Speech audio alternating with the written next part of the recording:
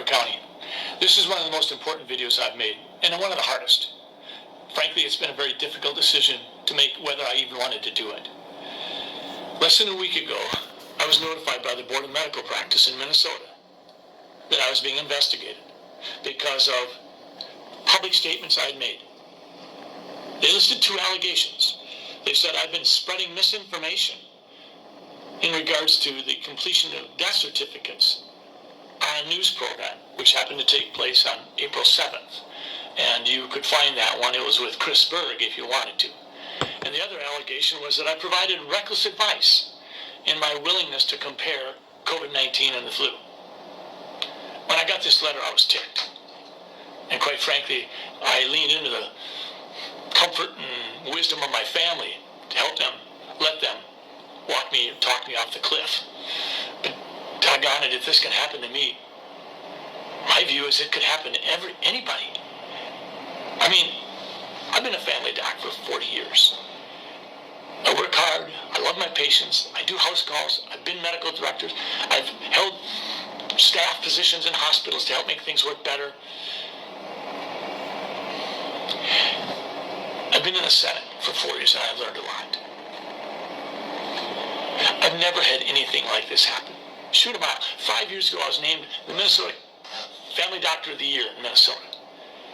And I get this because a couple people complained, and I don't get to know who those people are. I don't know if they're routinely in a political camp, if they're activists. I've gone online and looked at what it takes to complete a complaint that the Board of Medical Practice has to follow up on. It's a one-page deal. You can say what you want.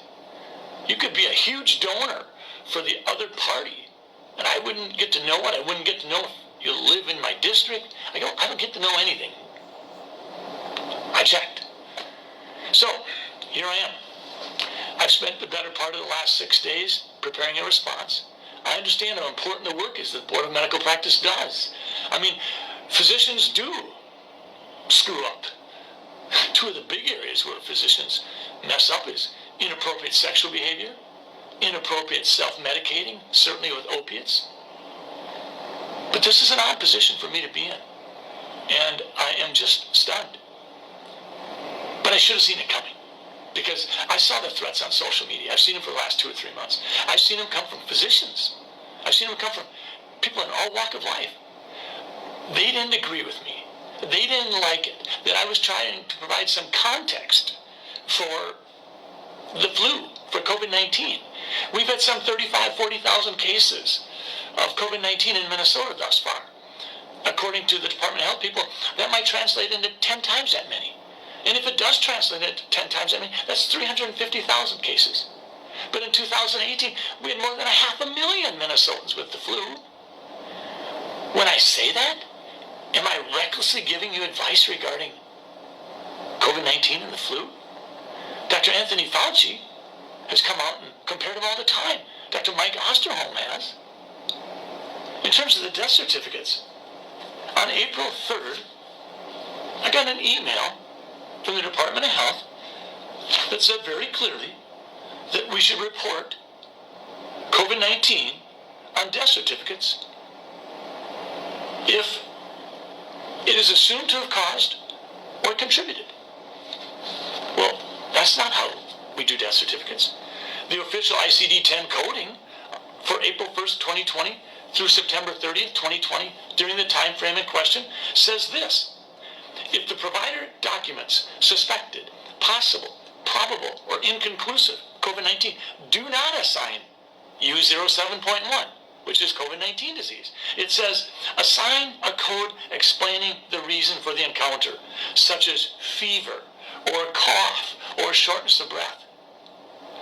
That's what the official instructions say. So, I get this on April 3rd. I end up inadvertently, sort of accidentally, running it up the flagpole with Chris Berg on April 7th. And what happens? The Department of Health, a few days later, comes out with a clarification. And then a few weeks later, they come out with another clarification. And I appreciate it. Fact of the matter is, I'm proud of the Department of Health in Minnesota for saying we are not going to list non-confirmed cases as deaths in Minnesota. We are going to put an asterisk by them, and we'll follow up on those later. But that's not what Pennsylvania was doing. That's why they had to subtract 200 patients from their COVID-19 death count. Colorado did the same thing. New York went the other direction. New York said,